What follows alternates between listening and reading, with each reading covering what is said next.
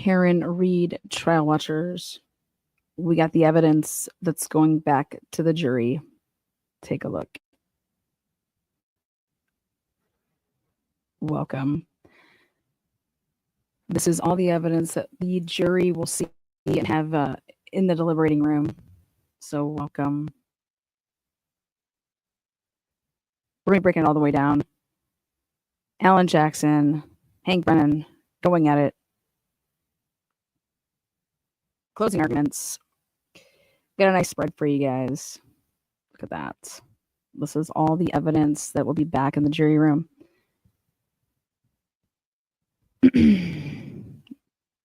No idea what to expect here out of StreamYard. We had a mega crash today. So that's why I pushed it back from 6 to 7. There's your x-rays. Again, this is all going back to the jury room.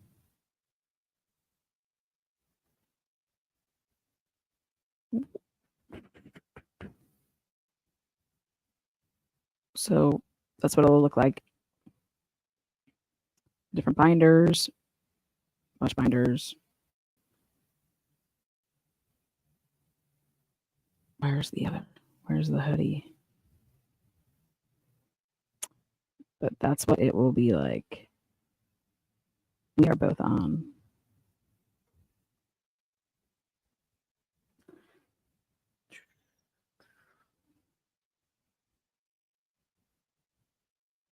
So there you go. Take a look.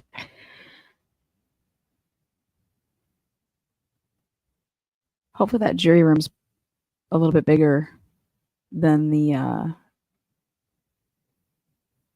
courtroom in terms of look at, there you go. Oh, what's that? Oh, look at all that.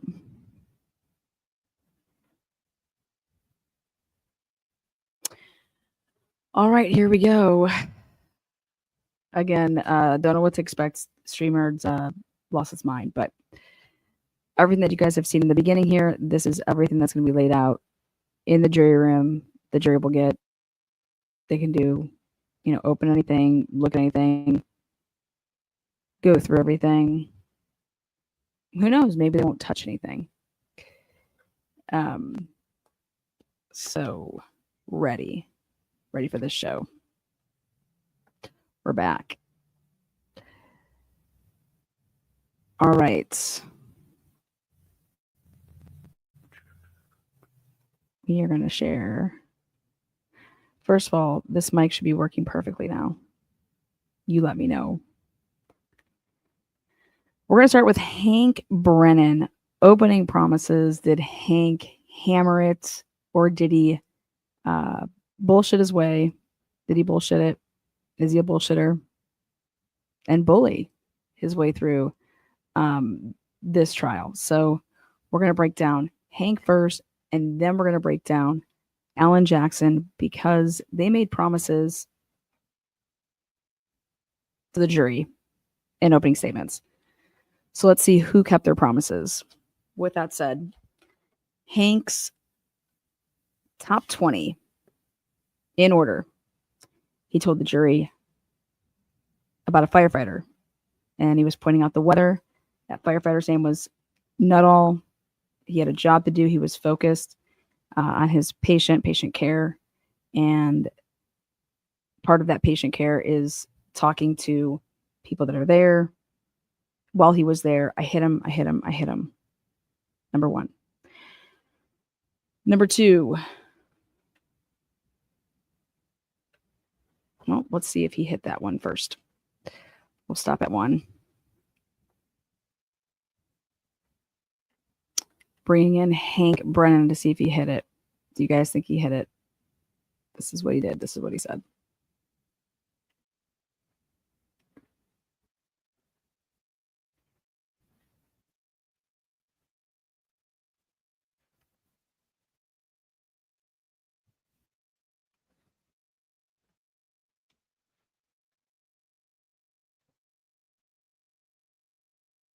Ambulance to make sure all tools were in place. The ambulance was meticulous as well. This was Anthony Flamatti's ambulance, and it was well stocked. He calmed himself and he thought about what was going to happen. What should he be looking for? What is his next steps? He played the scenarios through his mind, and very calm was above him. Well, we have to do the doc right there. He mentioned Anthony Flamati and what his job would be, and we didn't hear from Anthony Flamati, so he gets a package there. On the video. Now, he wanted any information, because when you're trying to save someone, you want to know, are they on drugs, medication, do they have a heart condition? And he looked up at Miss Reed and he said, what happened? And you'll hear her words to a firefighter Nuttall. She said, I hit him, I hit him, I hit him. And it was at that time, through the words of the defendant, that she admitted what she had done that night, that she hit John O Keefe. Now, those words didn't mean anything to firefighter Nuttall. All right, so there it is. Did Hank deliver on it? Well, yep, he got Nuttall to say, I hit him, I hit him, I hit him. That is what Karen Reed said to him. Does the jury believe it? Did Alan Jackson do enough to say, that's not what you said before? Right? So right there, did Hank deliver? You guys be the judge. Next up.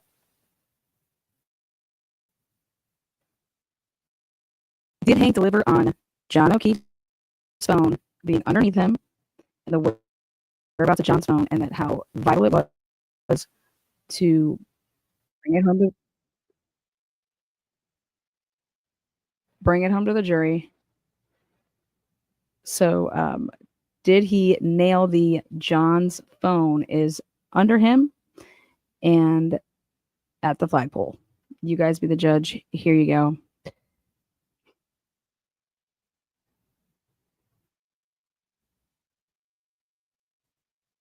Put him on a stretcher, and when they lift him from the ground, even though there is snow accumulating, underneath John O Keefe is simply grass, hard, brown, frozen, and beneath his body laid his cell phone.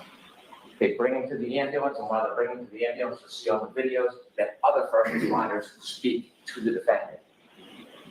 One first responder, Mr. Flamati, she will say, I hit him, oh my God, I hit him. And then she was interviewed or asked questions for background information, not a criminal investigation, just background to try to help John.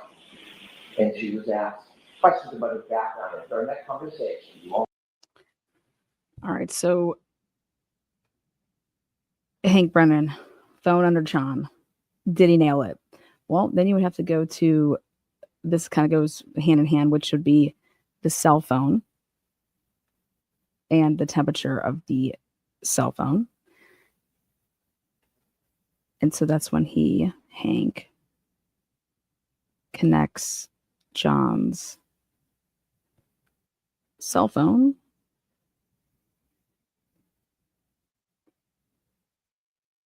to the data. Underneath him to the data then. Cell phone. A cell phone is an amazing piece of technology. It is like a computer. It carries extraordinary data.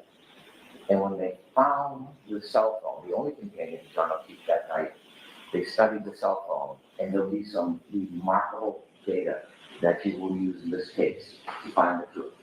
I want to mention 3 different things you will find in a cell phone that are critical to this case.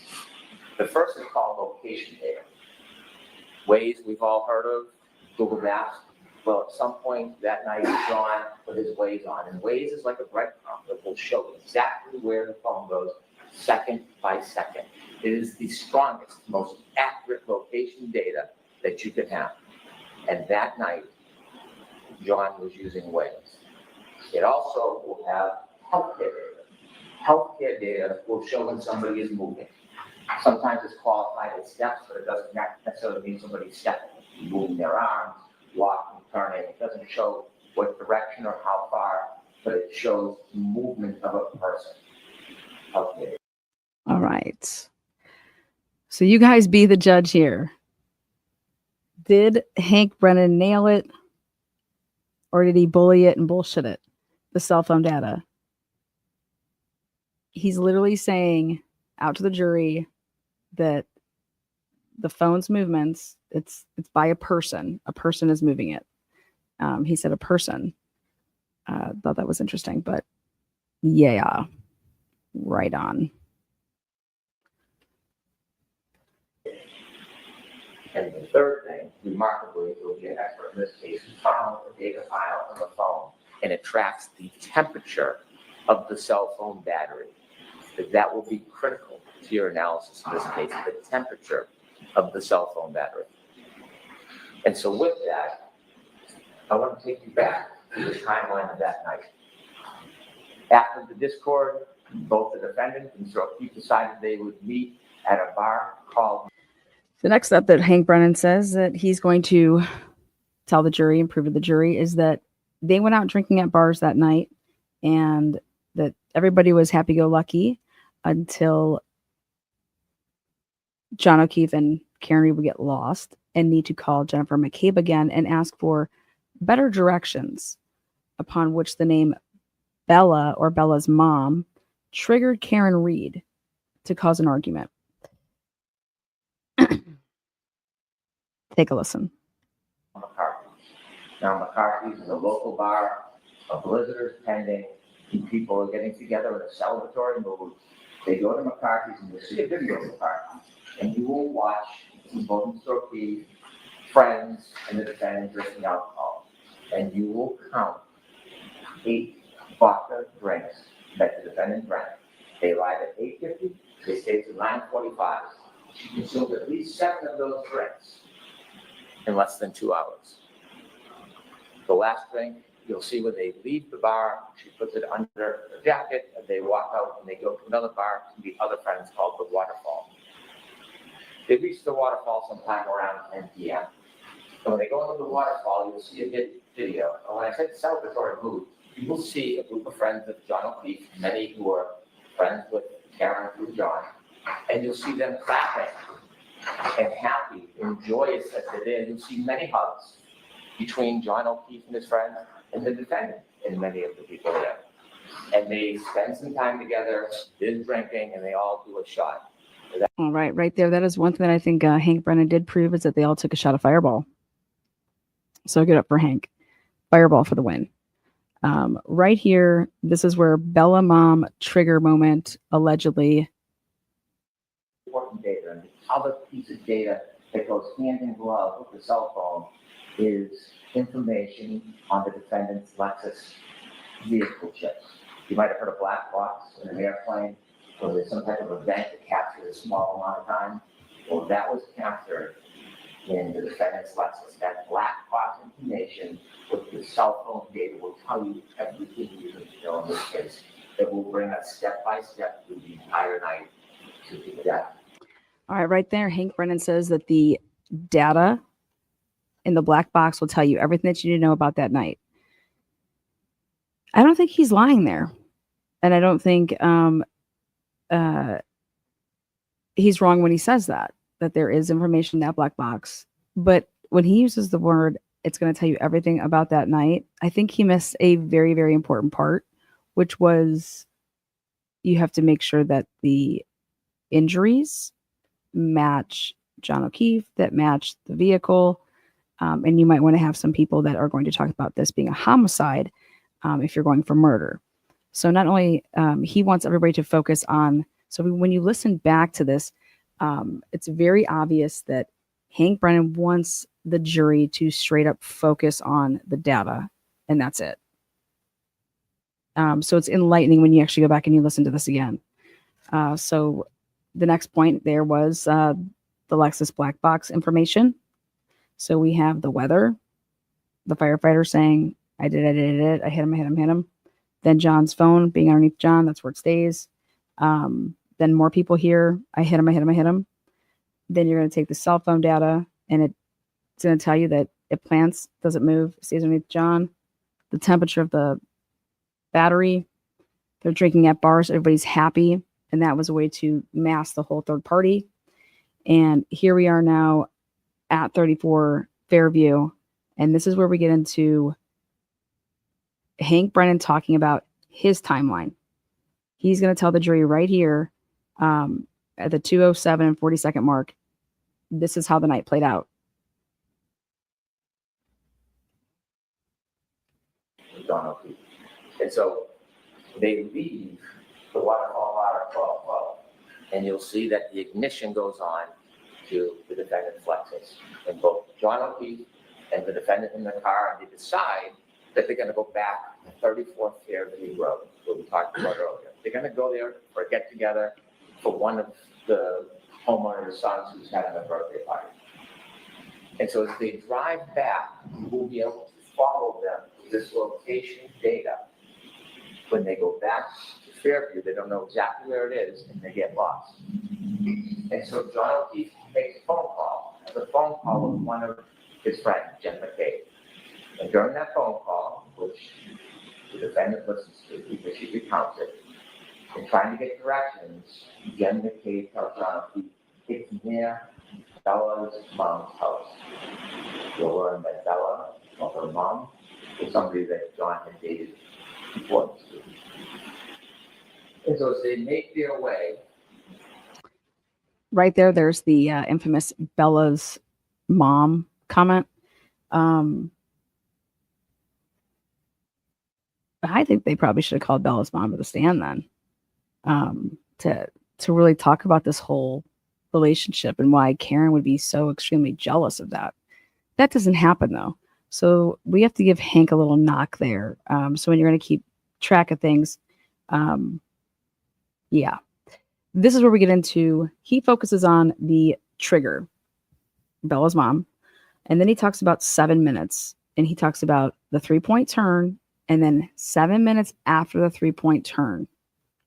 And the reason he's focusing on the 3-point turn is because he has the words of Karen Reed. So he focuses on that Karen Reed is going to tell you that there's a 3-point turn. Then he's going to say 7 minutes after that is when this all happened. 12:23, arriving, flagpole at 12:24. There's a text with Jen at 12:27, a phone call with Jen at 12:29, 12:31 and 56 seconds, moves for 20 seconds before falling. And this is where the jury, if they paid attention, and I believe that Alan Jackson's going to bring it home and say that they promised you that when he got hit, that he would then get up and walk around for another 20 seconds. It's going to come down to who do you trust. So this right here is going to be the downfall to, in my opinion, Hank's promise, which is every single person in this trial that is worth believing in said that John O Keefe would have been out right here. So right here is where you're going to hear that. And this is his timeline, and this is his breakdown to the jury. This is his promise in opening statements. To Fairview, you will see there's a road that comes down like a loop, and that leads to Fairview. They take a wrong turn on the loop, and then they do a 3-point turn in the driveway. You'll see the exact precise driveway they turn into because some type of acceleration movement triggered that black box in the Lexus. And that's important. Keep that 7 minutes before the collision. And you'll see from the waves exactly where the car was. You'll see from the black box, the event of the 3-point turn in the driveway, and then a return down to Fairview. But before they get there, at 12:23, a truck is coming the other way. And the witnesses in that truck will say they blinked the lights. One of them saw a man and woman in the car, John and the defendant, and then they followed the Lexus because they were going to the same house. The truck stopped at the driveway, and the Lexus, the defendant's car, will appear because of the waves and be counted second to second, never stops. It rolls very slowly all the way to the end of the yard in the corner where there's a tree line and a flagpole. And they reach that location at 12:34:33. And they're in the car and they stay there. The truck waits, they speak to somebody in the house, comes out, the person goes back in the house and they're for about 5 minutes. We're now down to 2 minutes before the collision. The truck leaves, and now it's just the defendant and John. And while they're waiting outside, 12:27, John gets a text Okay, park behind us in the driveway. 12:29, text again, are you coming in? You'll hear that John O Keefe and others looked out the window and All right, so this is where he messes up the text messages, and you can either think that he doesn't know the order or that he does it on purpose. Okay, so I think that he would know the order, and I think that he said it this way on purpose. But are people going to remember that? I don't think so. But he does mess up right here with this order of what actually was said in text messages and what actually was said. Notice how he didn't say about the 12:29 call.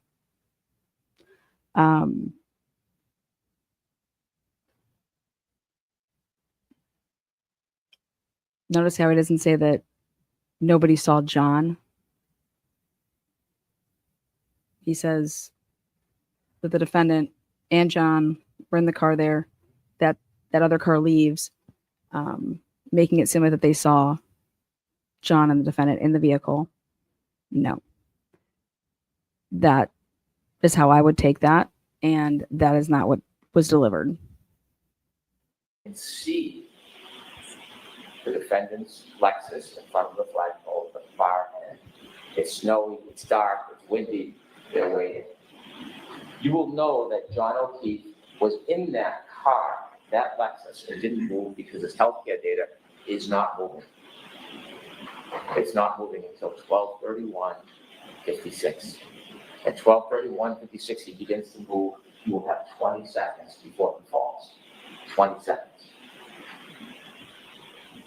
He gets out of the car, the Lexus, and in that 20 seconds, you'll hear that user initiated. He looks at the phone, at the text message he generated. There's now 12:32:09. He closes the phone the last time. It will be the last time he uses that phone. From the waterfall bar, you see that he's in his back pocket. And at that time, 12:32:09, last user, he has 7 more seconds to move before he lies dormant the rest of the night. We'll also have the information from the defendant's Lexus black box. The clocks run differently. There's a 30-second variance, but it's right in the heart of that time. And you will see through the data at that time, when he makes his last movements with the phone, is when her car leaves 34 feet at least, stops, neutral, and then shoots into reverse, the tires spinning right towards him. Right when he got out. You'll know they're arguing because the next morning she tells the firefighter, I'm sad because our last moments were fighting. All right there, Hank goes ahead and talks about one of 2 firefighters that will come and take her in an ambulance to the hospital.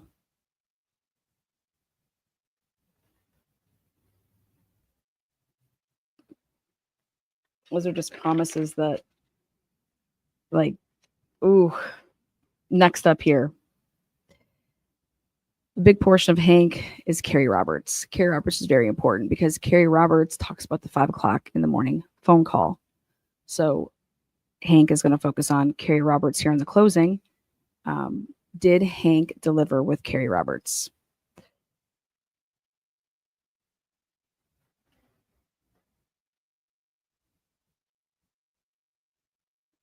Okay. And then she gets another call from the defendant. Wow. I think he's dead. No, Carrie Roberts, a friend of John Keefe. Someone who's not friends with the defendant, but they know because they helped raise the kids and they interacted. She had nothing to do with the night before. Wasn't at the bars. Was home with her family.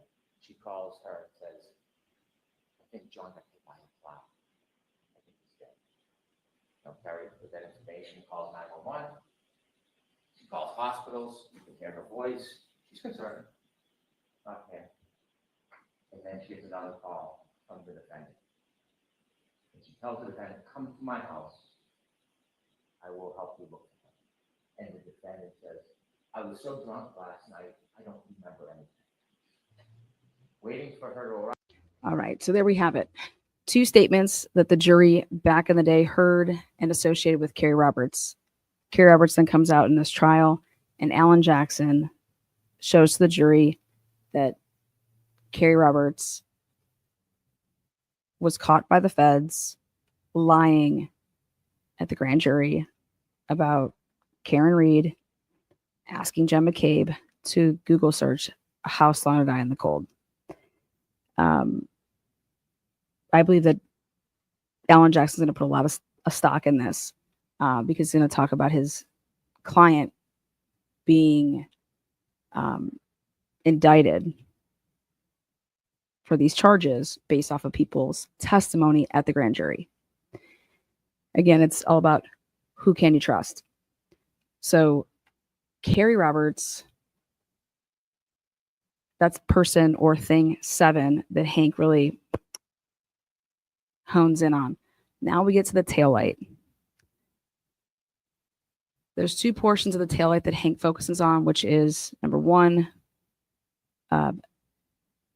Karen talking about the taillight to Jen and Kerry. Then the second time focusing on the taillight is going to be when the Canton police show up for a wellness call at 8:20, and the video of the dash cam seeing the back of Karen's SUV. Here's the first one. Again, does Hank deliver on these key points to the jury? Does he keep his promises? She learns she doesn't arrive. Instead, the defendant goes to Jen McCabe's house. Kerry Roberts, the other friend, then goes to Jen McCabe's house, pulls behind the car. When she does, she's on Bluetooth, but she can hear the defendant say, "My taillight's broken, my taillight's broken." And she looks, and the snow packed in the right taillight, she can see a piece of the taillight missing. The defendant desperately wants to go to 34th Fairview Road, but Kerry Roberts takes over and says, "We're going to go back to John's house. Maybe he's in the house when you didn't see him." So both cars, driven by Kerry Roberts and then Jen McCabe, with the defendant, go back to John O Keefe's house. You'll see a ring video where you see them go into the house and they look around, and you'll hear about the woman, Jen and Kerry, enlisted into this task. All right, and then here's the next time he talks about the taillight. That taillight has a big missing piece to it. They can't tell they're safe because they're alone, if they're home. Now, while she's out, the Canton Police Department send an officer to the house to make sure the children are safe because they're alone, if they're home. And when the officer pulls in, he doesn't notice anything, but you'll see on the dash cam video notices something. That taillight has a big missing piece to it. Boom. Now, did Hank Brennan deliver on that? I thought it was delivered in the first trial. I think that Hank Brennan did a way different approach with it this trial in terms of really pointing that out ahead of time so that the jury was focused on that. And it's just a matter of now you get to actually see it. And do you think that it was damaged, and how much damage? So did he deliver? The next big part is Hank Brennan accuses basically Karen Reed of deleting the ring video. Did he deliver on proving that Karen Reed deleted the ring video? And that would come out in Yuri Buchanan's cross-examination when he had to admit that no, there was no evidence of Karen Reed doing anything with any ring. Here's that moment, though.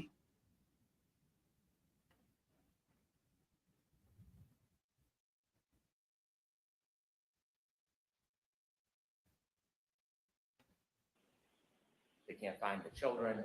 Ultimately, Peggy comes home. A friend can take it down, and they bring the nephew home, and he is distraught.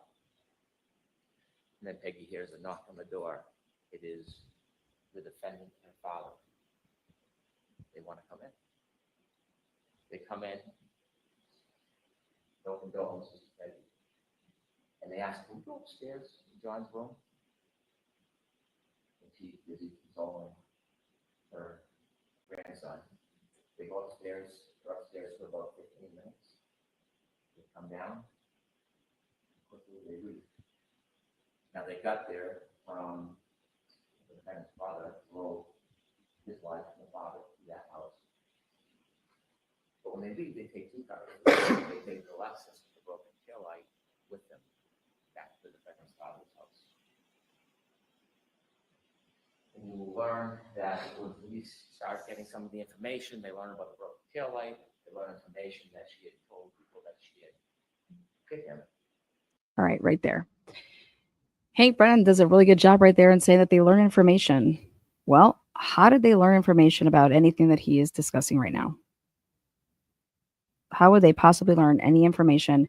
Because during the course of the trial, you will see that, oh, wow, when you talk about they learned this, it came from who? John McCabe. Anybody that they would have talked to up until that point. But it definitely did not come from local law enforcement, which normally that's who you would think that the troopers would be getting their information from. No. The next thing that Hank Brennan wants to make sure that he talks about, because he does not talk about Trooper Proctor, is he talks about Yuri Buchanan, and that Yuri Buchanan is the one that handled and retrieved John O'Keefe's phone with Proctor, but he doesn't say Proctor. He makes it seem like that's what Yuri Buchanan did. So let's hear again how he sells this to the jury in a promise, because it's to emphasize that nobody could have tampered with this phone. They went down to see her, and on their way down, they decided to look and see the missing taillight. They went in and spoke briefly to the defendant. They took the car, they brought it back to Canton. And so, what you'll learn from the forensic evidence that will help with the science and data is that not only was the cell phone left behind, but also around that area, broken taillight was littered around John O Keefe's body. Littered. Okay. Taillight. Here we go. This is the second time you're hearing about the taillight. The taillight littered around John O'Keefe's body, literally littered around his body. Well, does he keep true to that promise? The answer is no, because the whole time throughout this trial is we don't know where John O'Keefe's body was. So then, therefore, how could you say that this was littered all around it?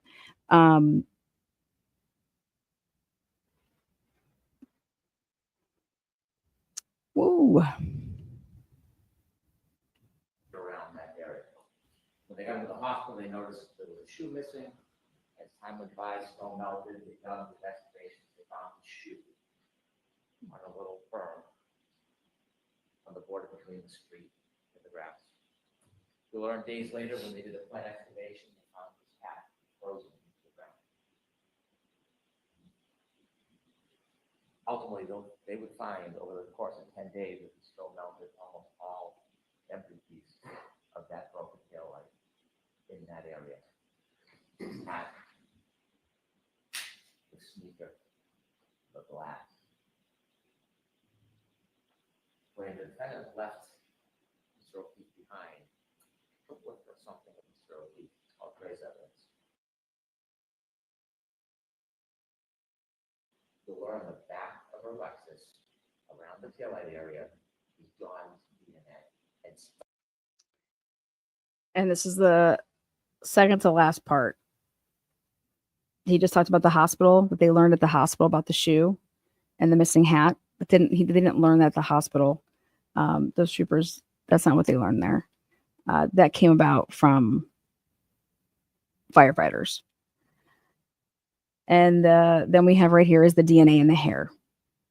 And on the back of the taillight, you have on Karen's SUV, you have John's DNA, and you have a piece of his hair.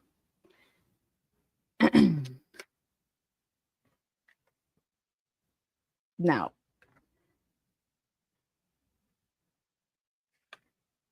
in contrast, we have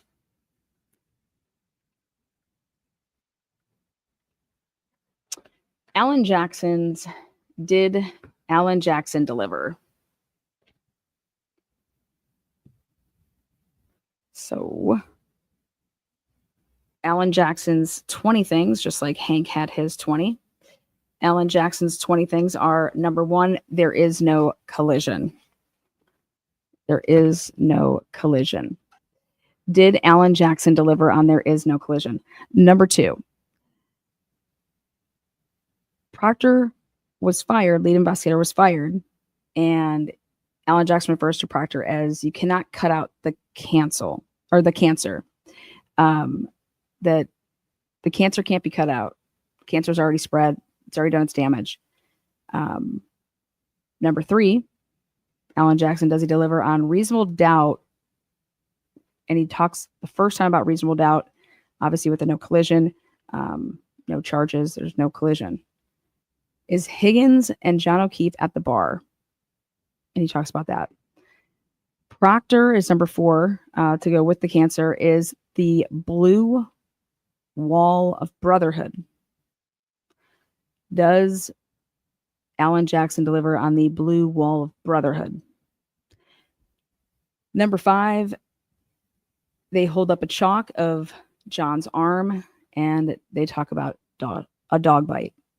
Dog bites, scratches, whatever you want to call it. Number 6 is Alan Jackson says that the cut on the back of John's head is from a raised ledge. That's what split it. Falling back and hitting his head on a raised ledge. Number 7 is the plow guy, Lucky Loughran. And nobody on the lawn at 2:30 and then at 3:30 seeing a Ford Edge. Number 8, he said that you're going to hear about this data, but you're also going to hear about the fact that there is no triggering event for a collision. There is no event of a collision. Number 9, Alan Jackson says, is that you're going to find and see that Brian Albert, Brian Higgins, Jen McCabe were really, really busy. They were really, really busy. They were denying that there were calls made. There were butt dials. There were calls to Brian Albert. There was calls to Brian Higgins. There was calls to John O'Keefe. There's Google searches. Very, very busy.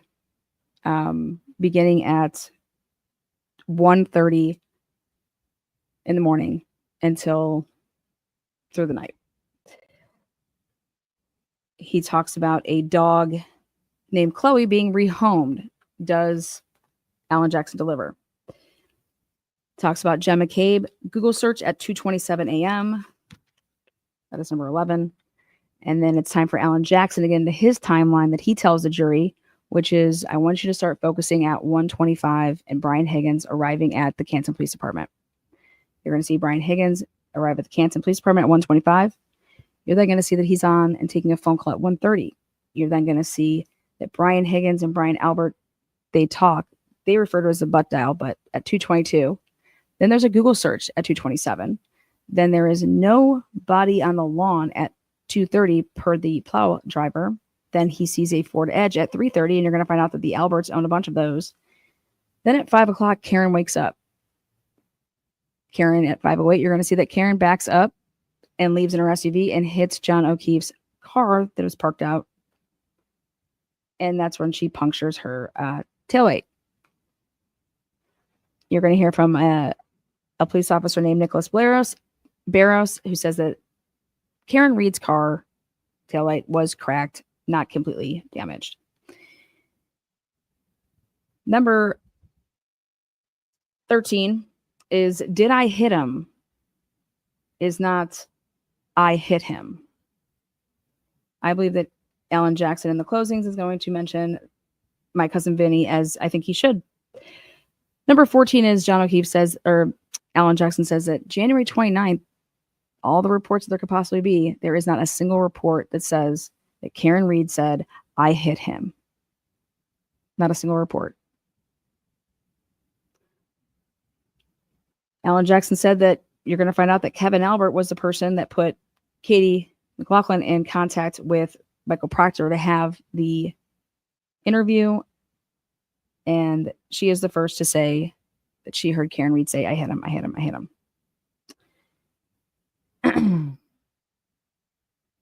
Then Alan Jackson says that you're going to see that Proctor had the phones all by himself before any search warrants.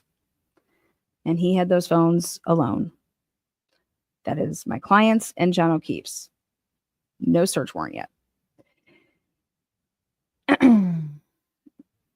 Then Alan Jackson says he's going to deliver on the fact that the shards of taillight, none of them, not a single one that they would find, has any tissue or blood or DNA of John O Keefe.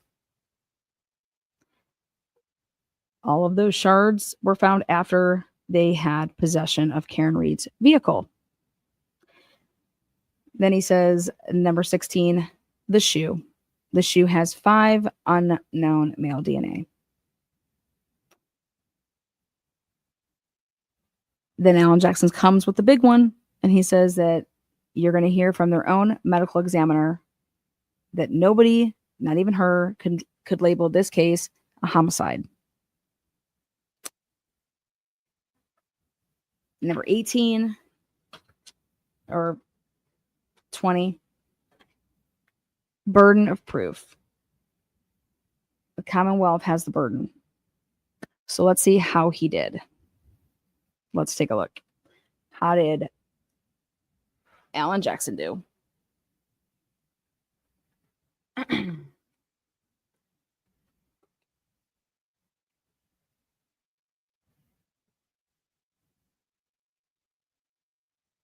Words. Right, thank you, Mr. Jackson. All right, here we go. But I have just a moment to readjust. Sure, the court office. Will tell you that.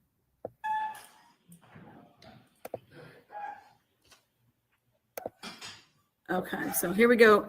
Karen Reed, Alan Jackson. There we go. 3 points. There was no collision with John O Keefe. There was no collision. There was no collision. John O Keefe did not die from being hit by a vehicle. Period. The facts will show that. The evidence will show that. The data will show that. The science will show that. And the experts will tell you that. Did Alan Jackson deliver? You guys be the judge. There was no collision. There was no collision. There was no collision. That was their game plan. They stuck to it.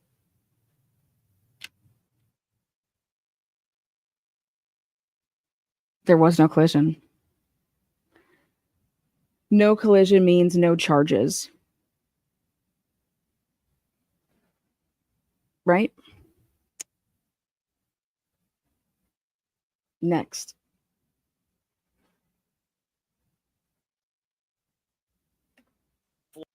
Chair on trial for something, for an event that literally never happened. Well, the evidence is going to explain it. And it can be summed up in the following text message at the very beginning of this investigation. Okay. So this is why, in my opinion, Alan Jackson needed to get in, and they went and they grabbed that dude to come on and testify. He promised the jury that they were going to see text messages. And Alan Jackson's going to deliver on what he says in an opening. So that's why they went and got that boy right here. A text message of a now fired Massachusetts State Police officer named Michael Proctor. He was the lead investigator on this case, and he was talking about a fellow officer, a fellow cop who owned the property where John O Keefe's body was found. Text message with a buddy. Question: is the homeowner going to catch any shit? Answer: nope. He's a Boston cop too. Boom. The brotherhood. That brought us to that next point, which is the brotherhood.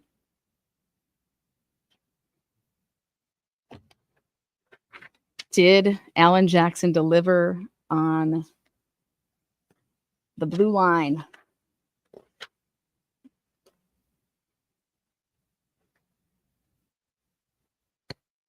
Proctor's brother blue wall. Next up.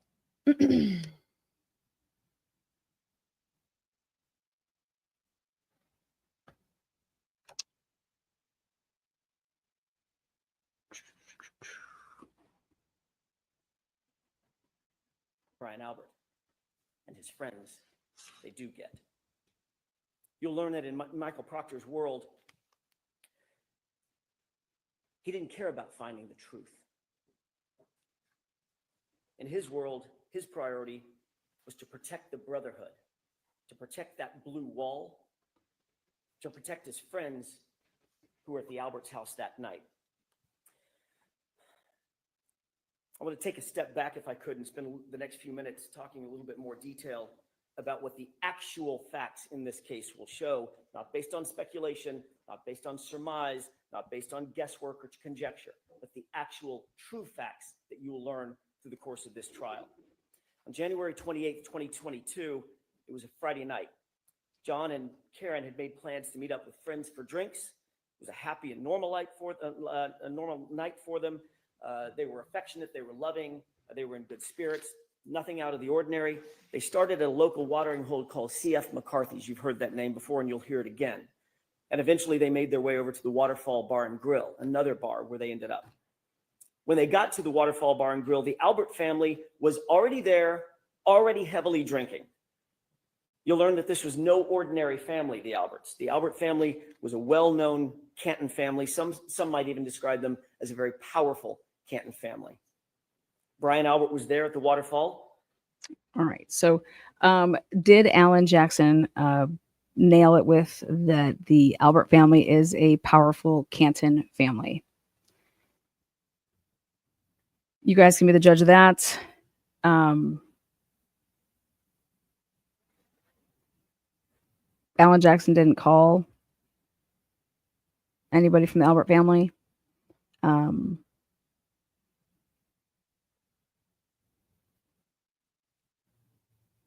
I can bank on Hanky talking about it.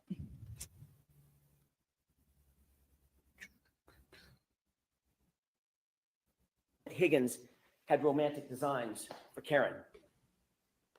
That becomes important. Brian Higgins had engaged Karen in flirtatious texts, but days earlier, she had put a stop to it. She had ghosted him, in common parlance. In other words, just ignored him. The evidence will show that the first time he saw her and was in her presence after being rejected by her was when she walked into the Waterfall Bar and Grill along with her boyfriend, John O Keefe.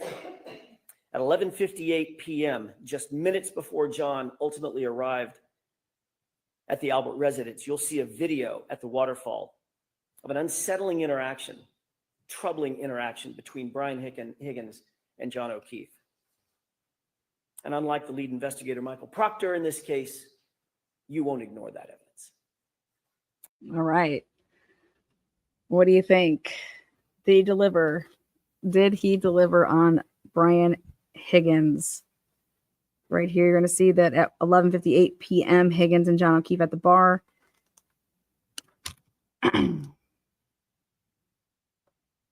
Is even the jury going to be thinking, well, why didn't you call this guy to the stand?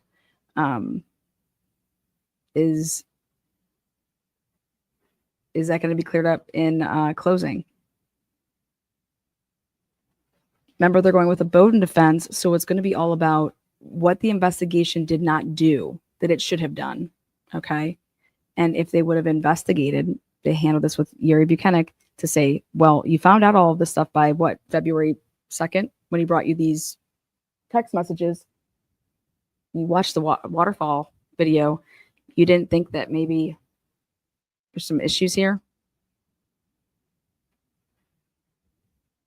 So did Alan Jackson deliver right here? As the bar was closing around 12 midnight, the Alberts invited everybody back to their house for a get-together to just keep the night going. And you'll learn that Karen and John ultimately pulled up to the house. They got out of the SUV to make sure they had the right address. You see, neither John nor Karen had ever been to 34 Fairview. They weren't even sure they were at the right address. And the evidence will establish that John got out of the SUV and went into the house. Let me say that. The evidence will establish that. The evidence will establish that. Again, the facts unequivocally, the data, the science, the witnesses will all unequivocally establish that John O Keefe went into the Albert home that night. Eyewitnesses and forensic data will establish that fact. Eyewitnesses and forensic data. So what is Alan Jackson banking on here? And he's banking on Heather Maxson, Ryan Nagel. Also, he's thinking whoever is going to be called, right? At the time, he doesn't know. But that you're driving past Karen's SUV, and guess what? You don't see. Who don't you see? You don't see John O Keefe in that car. You don't see John O Keefe in that car, in that SUV, because he's on the lawn. You didn't watch him get hit. He's inside. That's how. And what he's going to bank on is using, there's a terms that are called direct and indirect evidence terms. And he's going to use those in his closing after reading the lovely jury instructions and what they plan on saying for inferences and what are direct and indirect evidence. So indirect. So did he deliver on this? Well, if he's out on the lawn, where's John?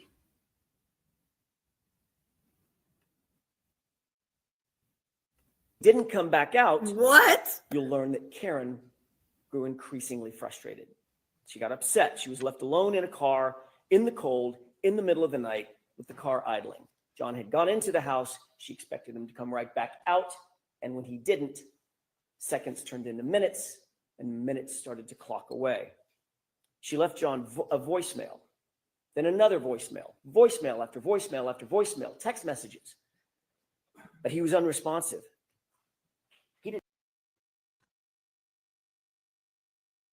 Voicemail. That's going to come up in the closing because I know I would say it, but who would ever run somebody down and then call them 50, 60, 70 times and motherfuck them?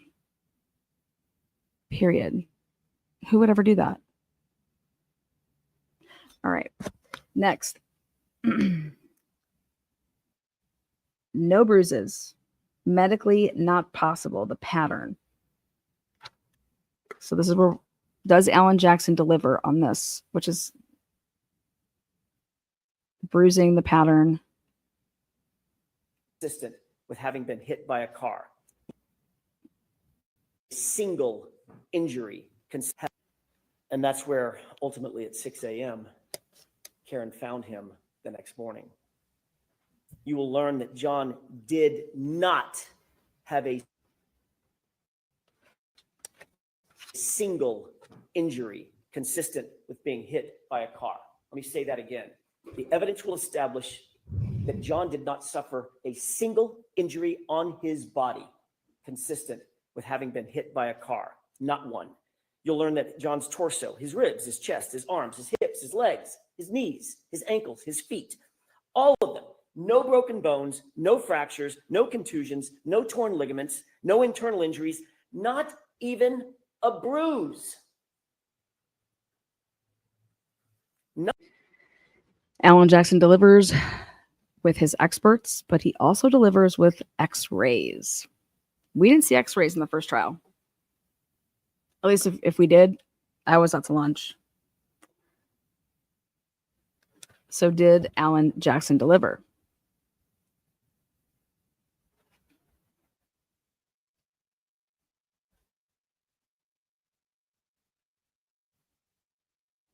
The chalk on the arm that they use right here is for, they're planting it in the heads of the jury about the dog.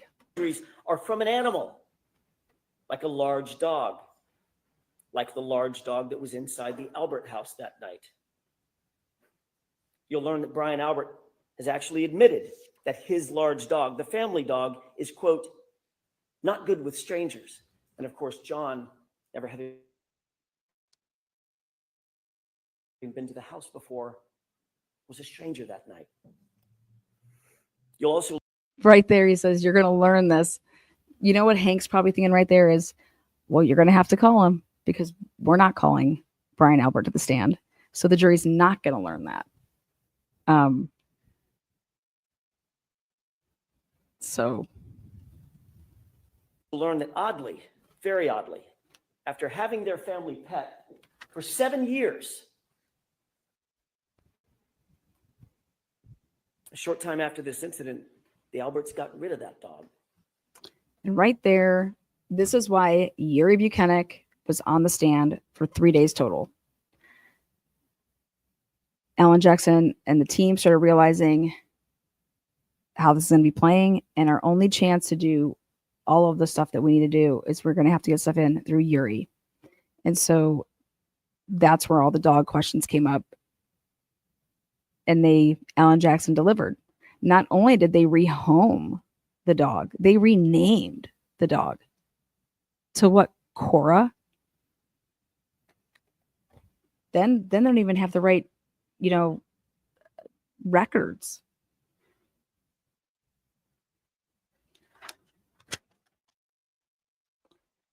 Pretty nuts. Next up.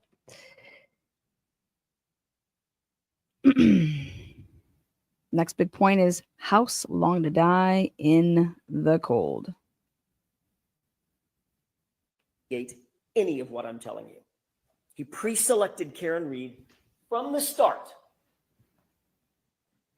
And he ignored everything and everyone else. Let's get back to what was happening with the others while Karen slept.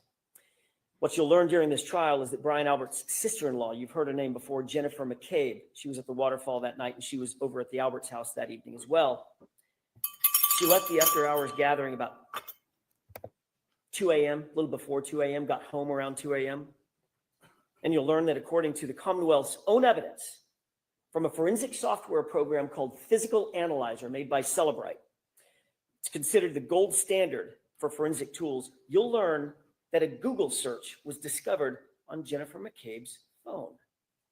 A Google search that Michael Proctor and his investigators never revealed to us, but we found anyway.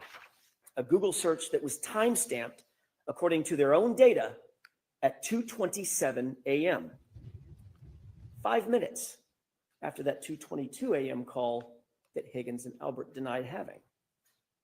And that Google search on Jennifer McCabe's phone read, "Hoslong to die in cold."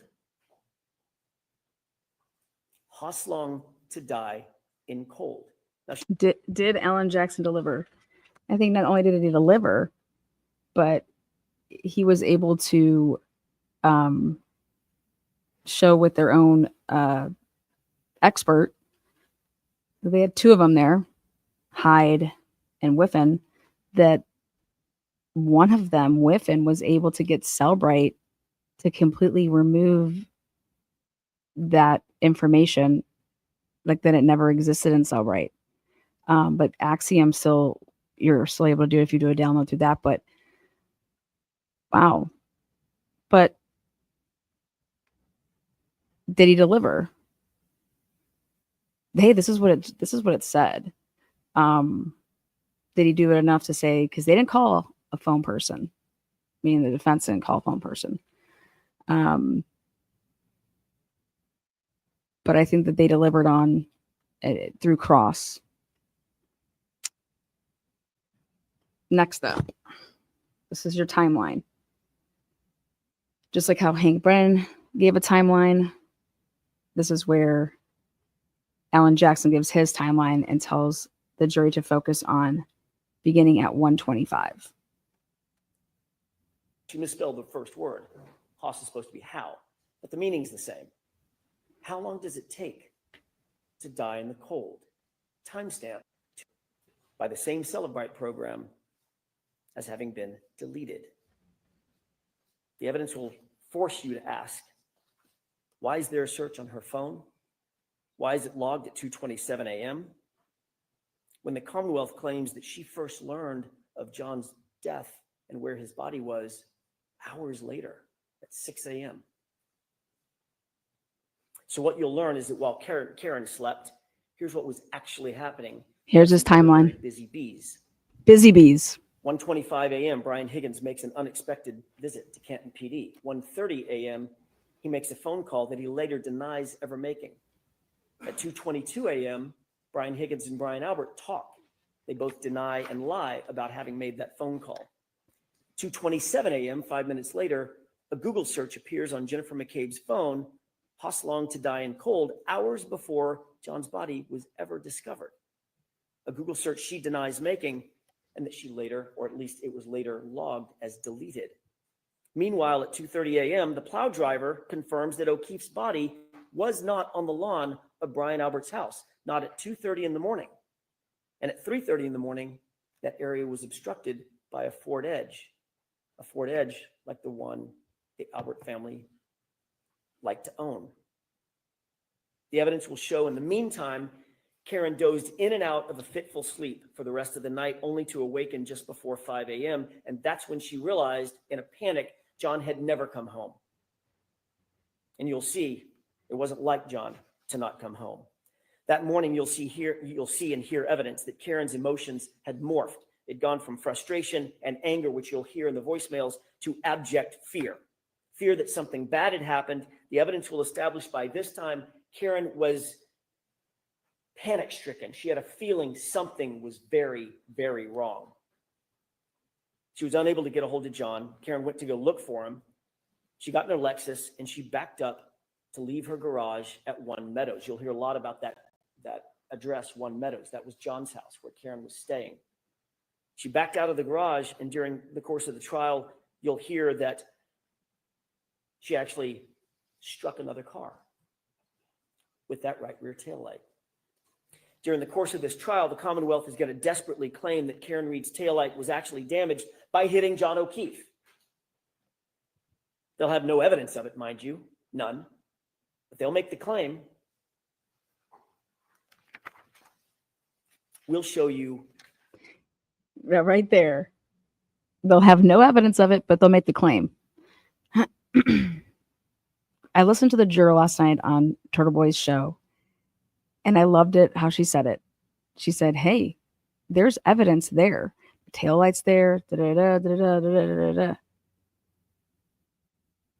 It's there. But the question is how to get there. So you either believe this crazy story that Karen, blasted him, or there's only one other option, that it got there some other way. And it was just that simple. And just like how all of us are thinking, you have to be going back into that room and you're like, okay, all of this evidence is here. There is stuff here, right? But that's not the question. The question is how to get there. How to get there. Because there's taillight there. There's a shoe there. There's a hat there.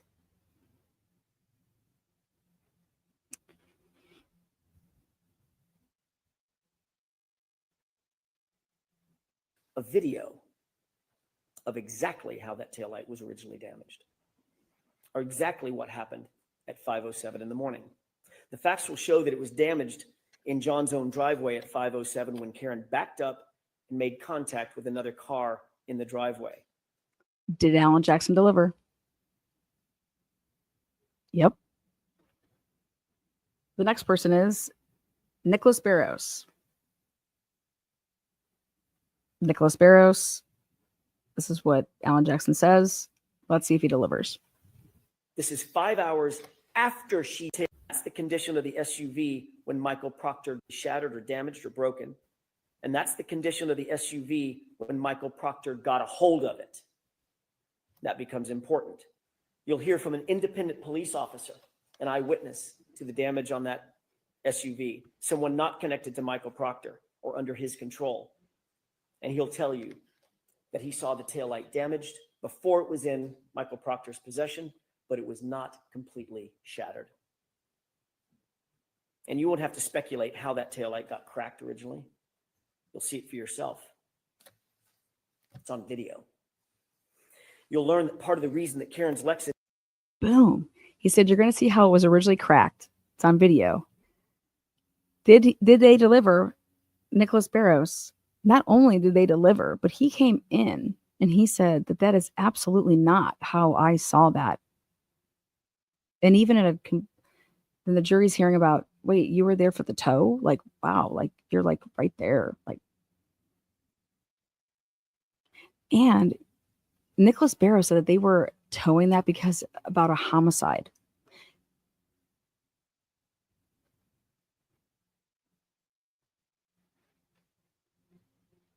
They made up their minds. We're arresting Karen Reed for the homicide. Like, it's coming. Alan Jackson then brings up, did I hit him? How does Alan Jackson explain it? Does he deliver?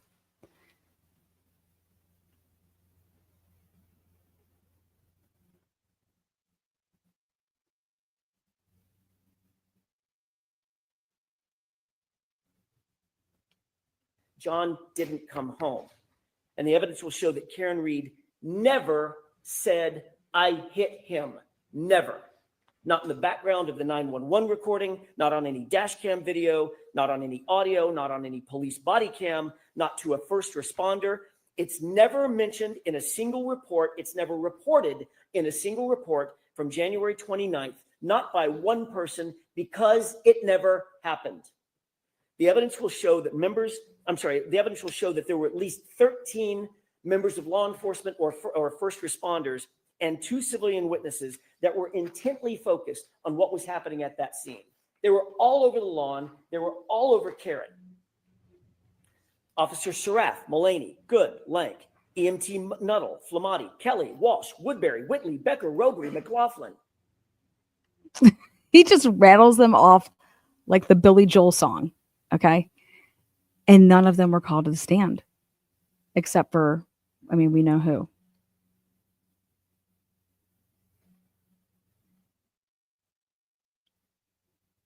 Hank's just sitting there like this. You're going to hear that 13, you're not going to hear from any of these people.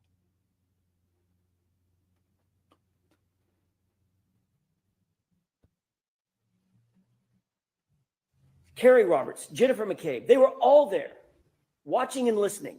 On January 29th, when John O Keefe was found, not one first responder reported having heard Karen Reed say the words, I hit him. Not one. Not one civilian reported having heard Karen Reed say, I hit him. Boom. Did he deliver? Yeah. Those are the facts. There's not a single report until people want to come in and start changing their testimony.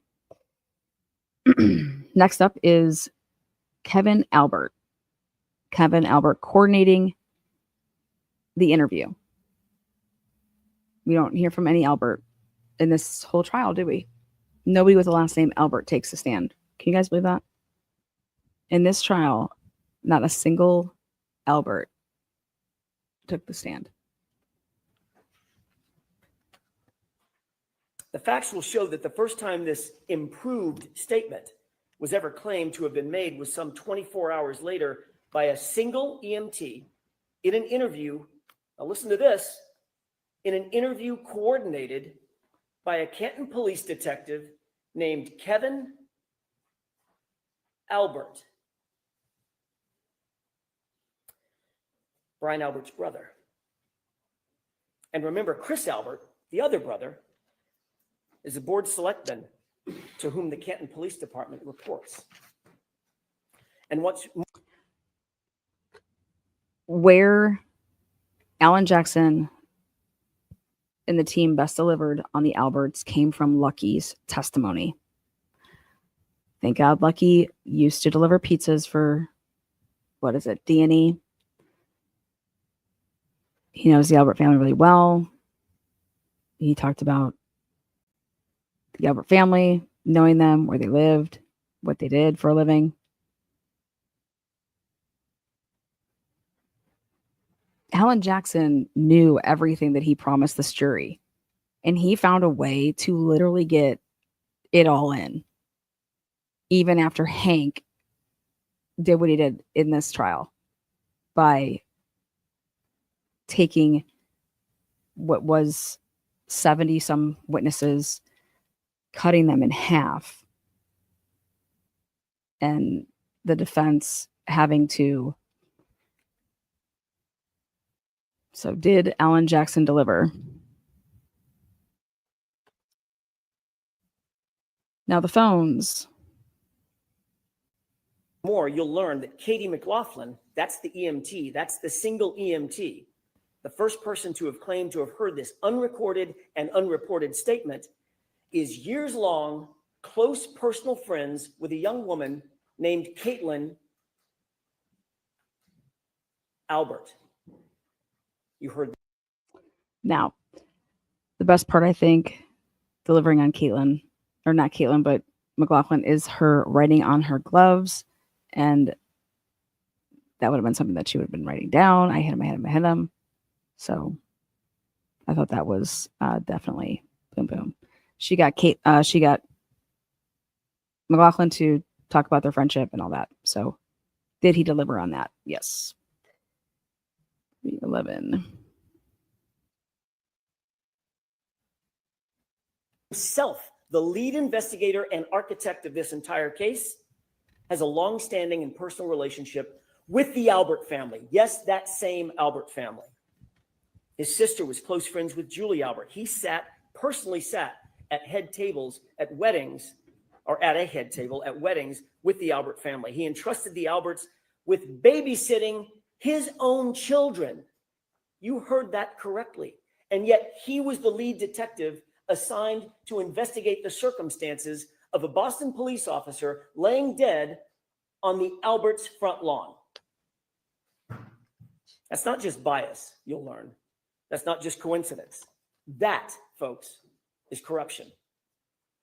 And you'll see how far it went. Boom. Alan Jackson coming with the word corruption. Did he deliver on corruption? Well, I think he did, because somebody got fired, right? You don't get fired for just nothing. Somebody was fired. The investigator was fired. And at the end of the day, either, if you don't believe there's a collision, right, because they kind of proved there was not a collision, then the question is, how did her whole taillight end up in 46 pieces all over the Albert's front yard? Corruption.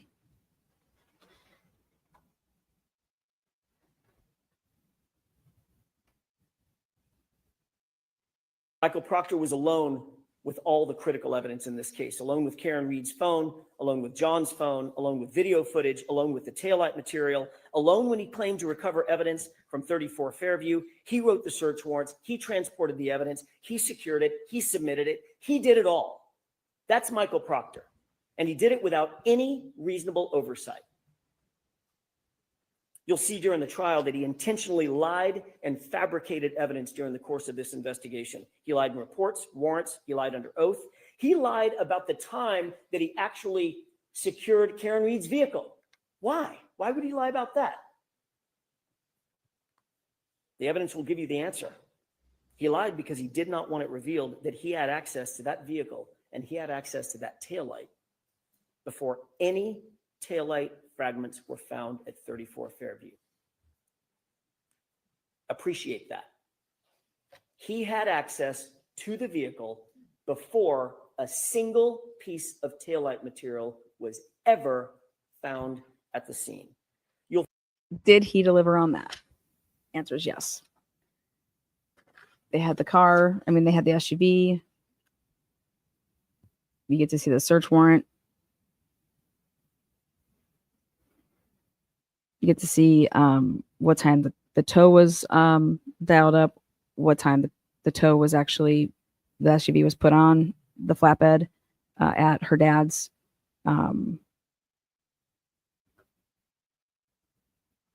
Did Alan Jackson deliver on that?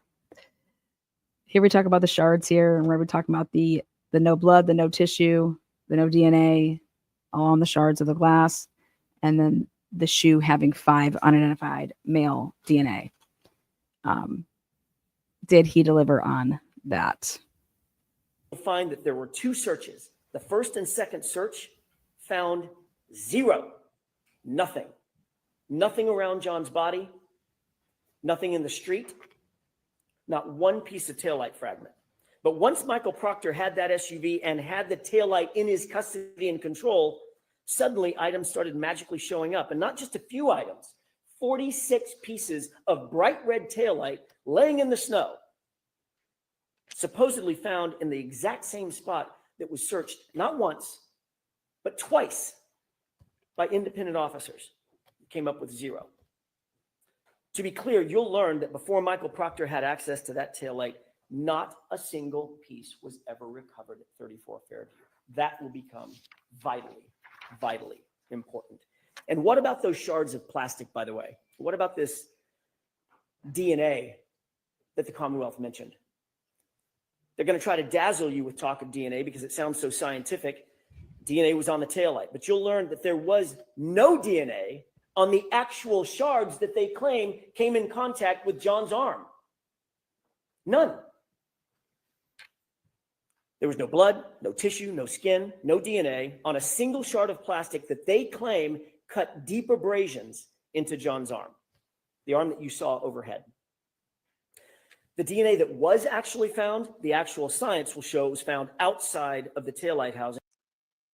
Now, all Alan Jackson has to do, because I have some slides for you that I made, okay?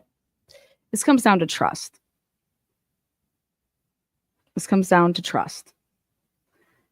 I'd be talking to the jury like, who do you trust here? What can you trust? What can you trust enough that it would be beyond a reasonable doubt? What can you trust? That you would say anything is, yep, beyond a reasonable doubt here. What can you trust?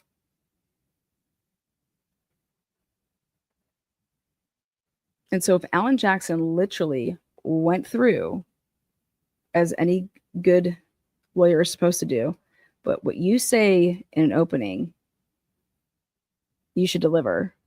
And then your closing actually talks about how you delivered in your opening. And you re-emphasize each point and what actually came out here. And so I want to know how hard Alan Jackson is going to go after Hank Brennan for the sweatshirt. For the sweatshirt. Because that's about trust. Hank Brennan lied to the jury. Make this about trust. If you lose the trust of jurors, you're done. You're not going to win your case. I don't believe that there's a sliver of trust that the defense team ever lost with the jurors at any point during this case. I can't say the same for the Commonwealth.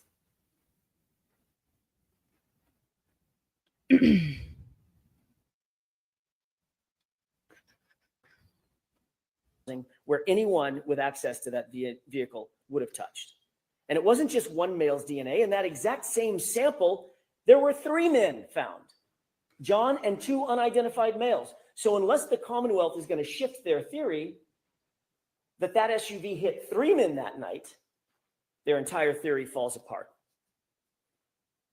And speaking of DNA, the evidence will further establish that John O Keefe's shoe, the one that he was wearing when he was found, was sampled. And that DNA revealed 5, count them, 5 unidentified males. Recall that the evidence will establish independently that John was injured someplace warmer and had to be moved onto that lawn. 5 unidentified males touching that shoe. Did he deliver? The jury's going to hear these instructions. As you know, evidence can come in many forms. It can be in testimony about what somebody saw, heard, smelled, or felt. It could be someone's opinion, and it could be an exhibit.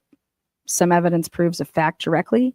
For example, if a witness testifies that she saw and felt it was raining outside before she came into the courthouse, then that is direct evidence that it was raining.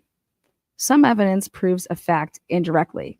For example, let's say a witness testifies that he saw someone come into the courthouse wearing a wet raincoat and shaking off an umbrella. That is indirect evidence that, if you believe it, might lead you to conclude that it was raining outside, even though the witness did not see, hear, or feel the rain. This kind of indirect evidence does not directly prove that something is true, but it is evidence from which you could logically conclude that it is. We call this drawing an inference. We all draw them every day. We take some information that we know, we apply our intelligence and our common sense, and then we reach a conclusion. But inferences must be based on facts. They cannot just be based on your guesses that you make when you're not sure about something. Sometimes you can draw more than one inference. You have to decide which inferences are reasonable and decide which seem more reasonable to you. It makes no difference whether the evidence is direct or indirect. The Commonwealth may be able to prove a criminal charge with direct evidence, indirect evidence, or a combination of both.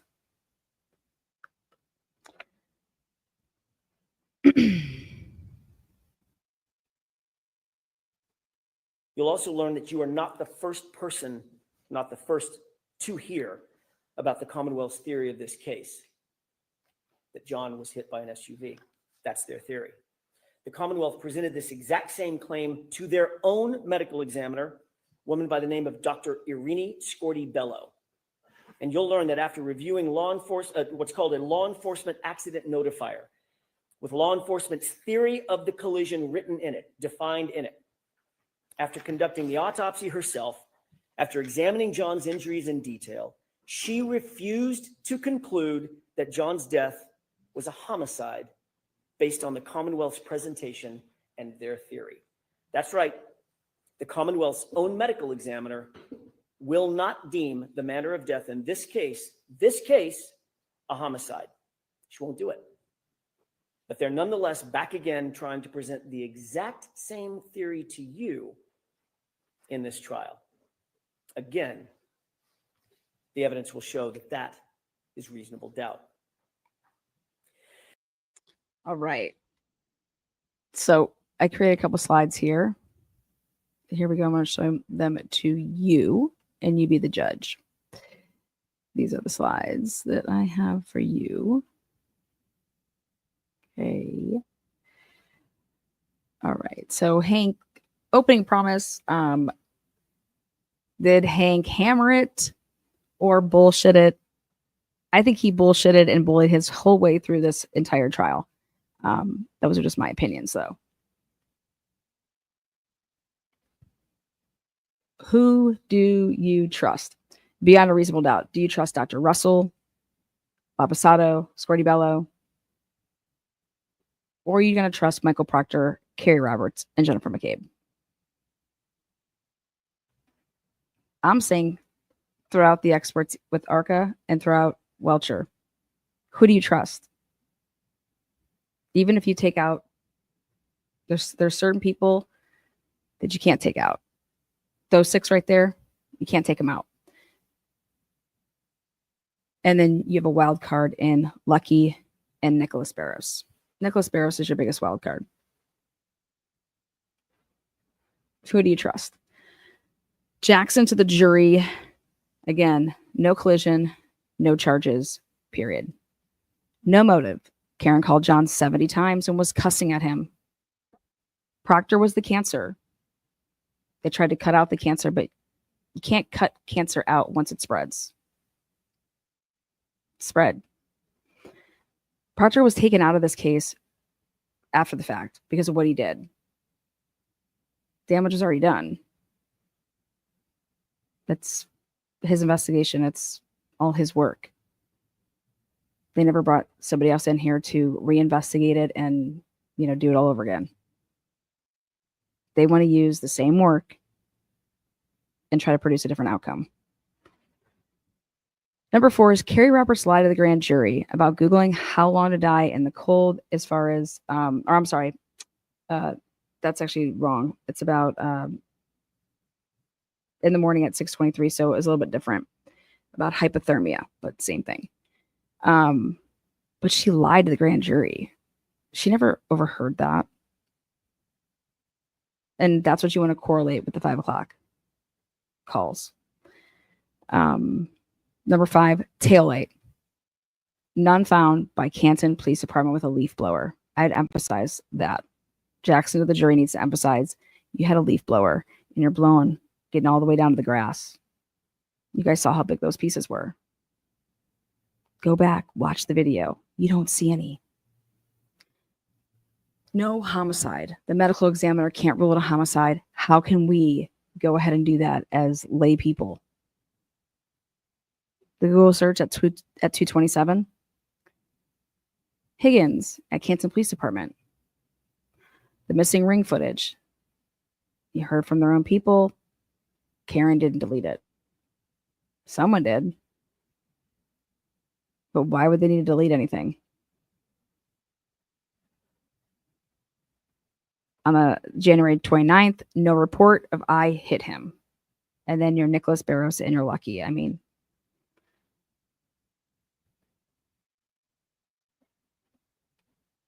Hank's highlights. The eve of closing arguments. Phone under John. I'll give it to Hank. I'm a data person. All day. I said it's going to be really hard to overcome if this phone just stops right then. You need to think about that.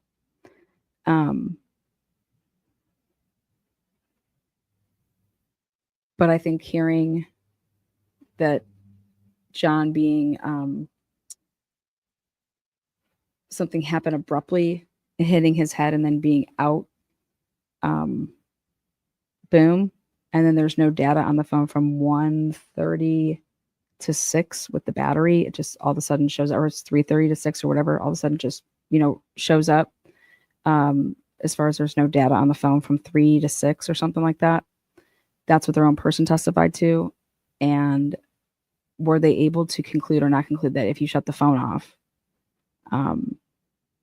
that if you then took steps with it, it wouldn't obviously have movement.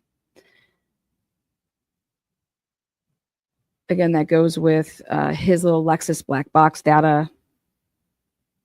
I think that gets canceled out with the fact that the car isn't the collision. So who gives a shit who cares about the black box if there's no collision? It doesn't matter what the car is telling you inside.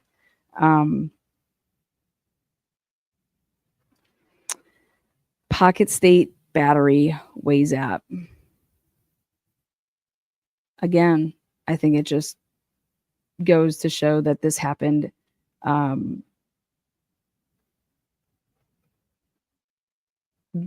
it happened immediately. And it was something that was more like a, oh my God, fluke. And then it turned into, they didn't do anything for him. Taillight 820 at Meadows. Again, I think these are the best things that Hank has. And then there's just, they have the counter. That's what the defense, they countered all of their highlights. That's what's so impressive of what the defense did. So Carrie Roberts, 5 a.m. call. You got to believe in Carrie Roberts. If I'm on the jury, I'm going back to the room and saying, why would Carrie Roberts be calling the police right away? And calling hospitals right away, like without even like attempting to track him down at all. Odd. At the hospital, there's no shoe and no hat. That's helpful for the Commonwealth, but it's not helpful that they didn't find it right away. The DNA in the hair, yep, it's on the SUV.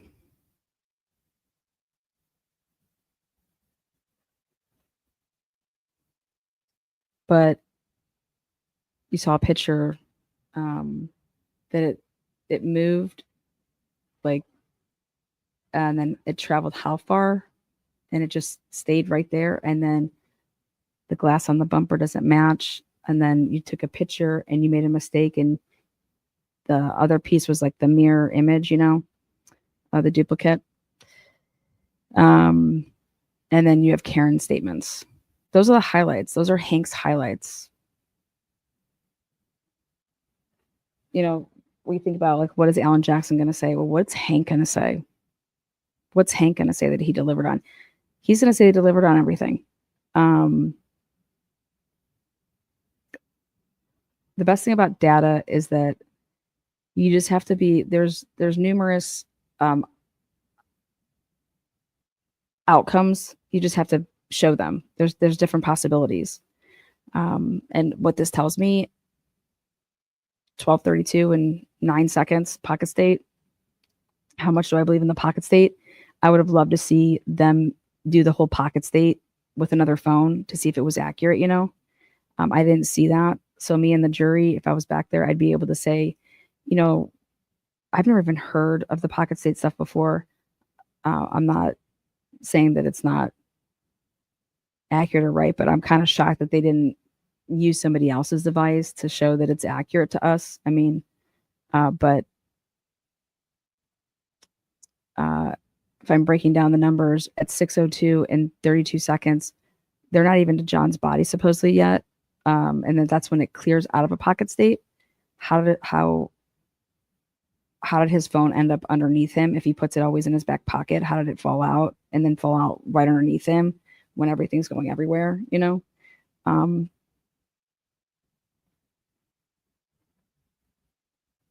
And then people are going to be back in that deliberating room saying this. Well, you guys all know that that's fine if, something happened, he got beat up in there or whatever, but his phone stopped moving and didn't move anymore after 12:30, 32 and 9 seconds. And if we believe that there was no body on the lawn, like Lucky and them are saying, then how did they move John to that position and not register any steps on his phone? And then you're going to have to just have somebody in that room say, well, his phone, somebody turned off his phone. Well, how did they get to his phone if they had to take it out of the pocket? It would have come out of pocket state. This is how people are going to be deliberating back there if you're going to have the people that are. And then all you need someone to say is, do you guys hear all these possibilities? Like, yeah, this is what reasonable doubt means. It's reasonable, right? Like, we don't know what happened. None of us know what happened. That's reasonable doubt. Can we all at least agree on that? We don't have to, if we can all agree on that, then, but, all right.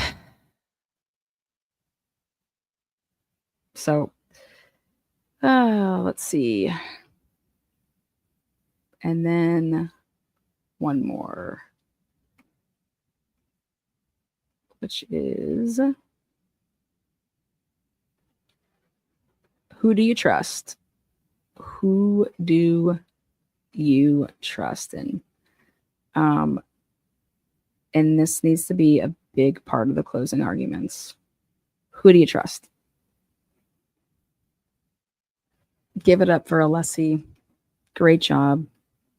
Right there. Cross-examination competition. Hands down, my winner. He gets the check.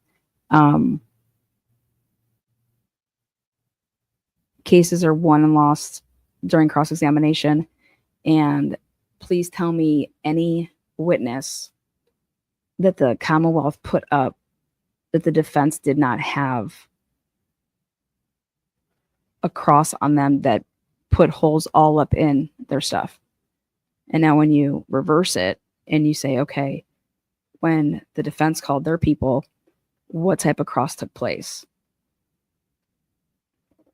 Who got, what, Kelly Dever? I mean, she was there for the mere fact just to talk about what she said to the feds. Cole Keithis, no. I mean, who did Hank Brennan cross that he put in like that, like, ooh, like those like type of, what, Nick Barros saying that you didn't see that the last trial? They didn't show you that the last trial?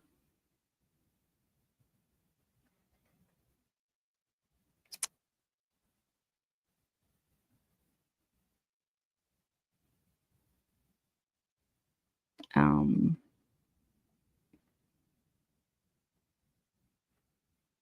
trying to think who else for the defense.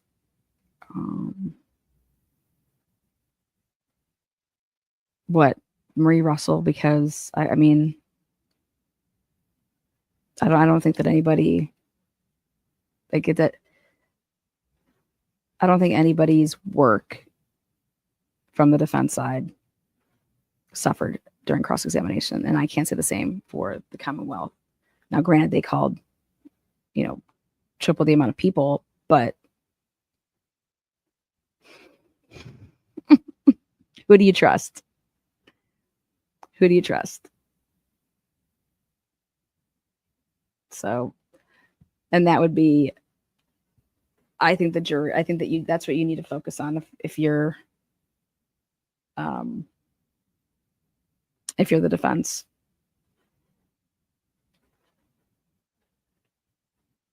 Can you trust the Commonwealth's case?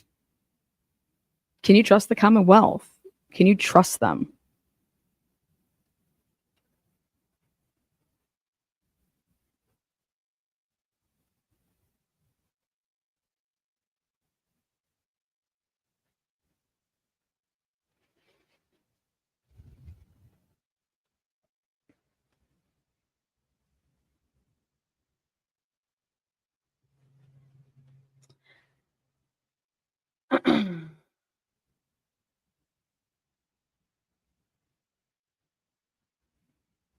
Coffee Cake says this was Higgins' fault.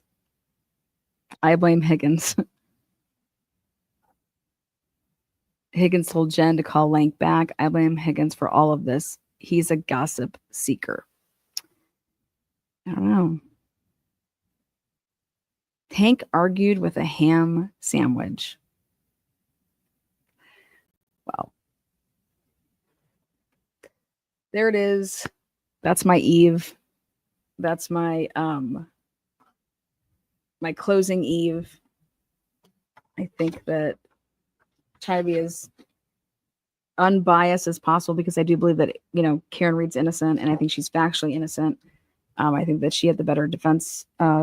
She has the better team, human being wise and skill wise. But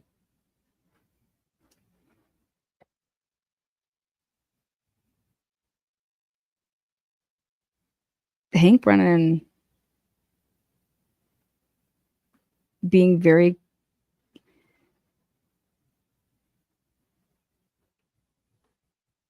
Hank Brennan was supposed to give this jury everything he possibly could so that they could decide and be the fact finder. He didn't do that. How can you trust somebody when they don't do that? Then he pulls this. And all you need is one person to mention it in that back room to say, you guys, there's no way that guy did not know that the criminologist cut out the back of the sweatshirt to do for testing. There's no way that he didn't know that. And then he tried to discredit their expert and make us believe that there were holes in that sweatshirt and that they were from January 29th. One person says that back there.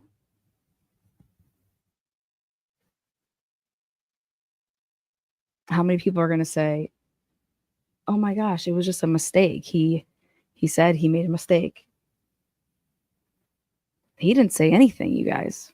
That was said outside the presence of the jury.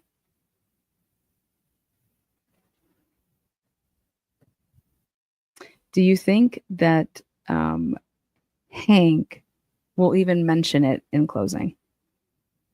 If he wants to try to gain trust back with the jury, he should mention it.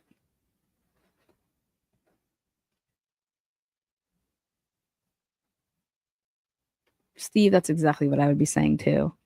But I might not want to play my hand if I'm going to go in there like strategically. I may not say that. In fact, I may hang back, read the room for a minute, see what's going on.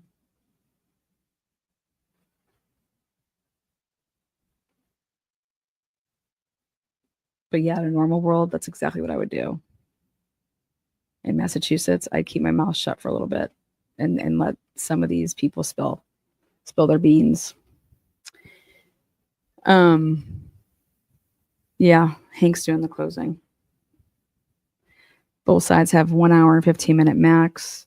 Alan Jackson and Little stayed back and did not go to the courthouse today. They're allowed to use some like PowerPoint, some chalks. Hank is going to use some of Karen Reed's statements. I think he's got more clips to play. I mean, I think this is the easiest not guilty in the world. But I just hope that someone I want to believe in reasonable doubt. I want this jury to please show me that reasonable doubt is a thing still. Because that's all you have to say. Hey guys, I don't care if you think that she's guilty. I don't care if you think she's innocent. You guys, this is the definition of reasonable doubt. So can we just go based off of what reasonable doubt is? What we're supposed to do? That's why this should be a 20-minute verdict. Turtle Boy today, the judge took a couple minutes. Not guilty. Turtle Boy was found not guilty in a couple minutes. You know how much money it probably cost him to hear those words, not guilty? Thousands of dollars. Thanks everybody who donated to Turtle Boy.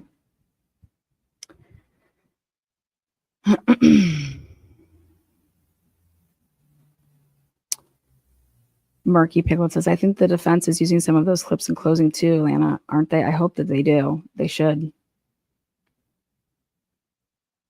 They should. Give a shout out here to Theodore. I thought you were already a member. Oh, welcome back. Puss status error 404. 404B. Oh, shit. Don't even know why I talk about Karen Reed. If I usually start something, I finish it. That's the only reason why I continued on with Karen Reed. Yuri's math teacher, thank you for the 5 Truth and Transparency memberships. Thank you. Oh, Yuri back to backer. Yeah. Uh-oh. There's just no collision. There's no collision.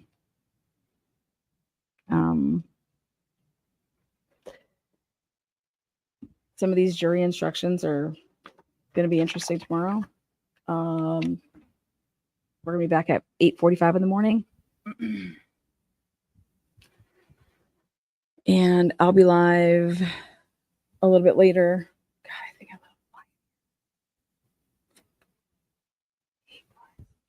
I'll be back a little bit later tonight. Rewind this, watch from the beginning. All the evidence is in the room. I showed you guys. It was media day. If you were there in person, you had a chance to go through the courthouse and see the evidence all there. And they give the media so much time to like go through stuff. So that's why NBC put out their little media clip. I put at the beginning of this video, so you go back and check it out. yes, I'll be talking about Idaho 4 tonight. I've been doing a lot of work behind the scenes, getting ready and prep for that jury selection at the end of July. And then the case is set to be heard on August 11th. As far as I know, it's going to continue. So I'll be talking about that at 10:30 tonight, Eastern Standard. This is the calm before the storm, though. I'd hate to be Karen Reed right now. I'm sure she's not going to sleep, but prayers for her and her family. And as much as I say I fucking hate juries, I don't believe in juries. There's always a, it's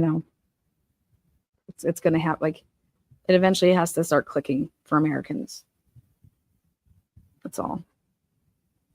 Like, I would just ask these people if you would ever want to be convicted of anything with what was presented, the investigation and the evidence.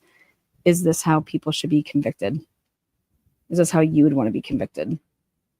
Is this, I would not use the word convicted. I would use the word tried. Is this even, can you ever imagine yourself that this is what you would be facing? This isn't how people should be tried.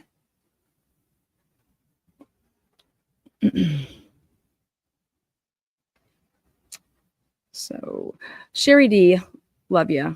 Sherry D says, Juror 101, 1 hour class required prior to sitting in on a trial. Yeah. Or, I mean, I think if it's the second trial, there should be you should only be tried twice. I don't think that you should be able to just keep on trying somebody, because if you really truly think about that in a statistical way, you're going to keep trying until what? Until you get the guilty verdict, right? Versus like that's the only outcome that you're trying for. You keep on doing it and doing it and doing it and doing it. Like, it's just, that would be something that is inevitable. That's just not, I think that needs to change. Double jeopardy happens when you're found innocent and then you can't be tried for the same crime twice, in terms of once you've been found innocent, acquitted. And then, like, let's say you just went out to the world and said, I fucking killed that motherfucker. There ain't nothing they can do.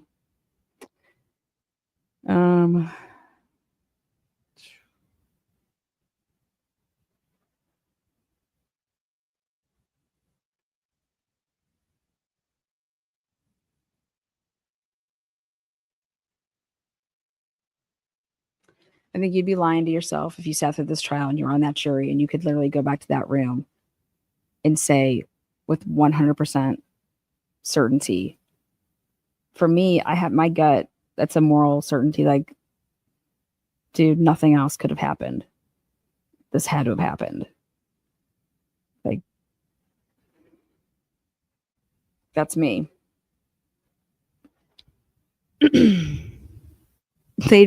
You'd be lying to yourself if you go back to that room and you say that Karen Reed was 100% hit by a motherfucking Alexis, or John O'Keefe was hit by Alexis and then died right there on the lawn and nobody saw him. Unbelievable.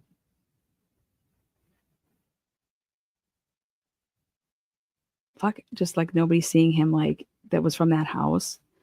Anybody else would have been driving up and down that street at any given time, you know? It's crazy.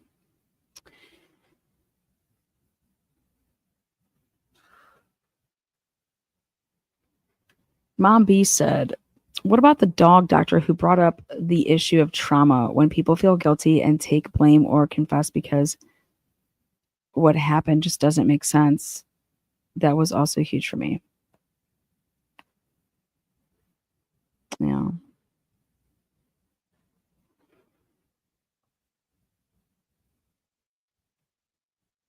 let me just tell you guys, if I was ever on a jury, I would 100% spill the beans and spill the tea off of how we deliberated. If somebody was coming with those fucking crazy ass like scenarios or whatever they were saying, like whatever was going on back there, I would spill the beans. So note to self, don't be on a jury with me because I'm going to tell all. I have that right, so I will.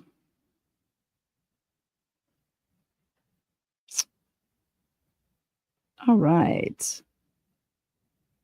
Sherry D says, and the way the world is nowadays, the person sitting at the defense table is looked as though they are guilty. Yeah, and must have done something wrong. And for me with that is when I see the judges, and these judges they think that they're an extension of the prosecution. And it's just so obvious. And it's just like, what are you doing? It's crazy. All right. Peace out, Girl Scouts. Thank you so much. See you back here a little bit later for the Idaho 4 case. And then tomorrow morning for Karen Reed's closing arguments.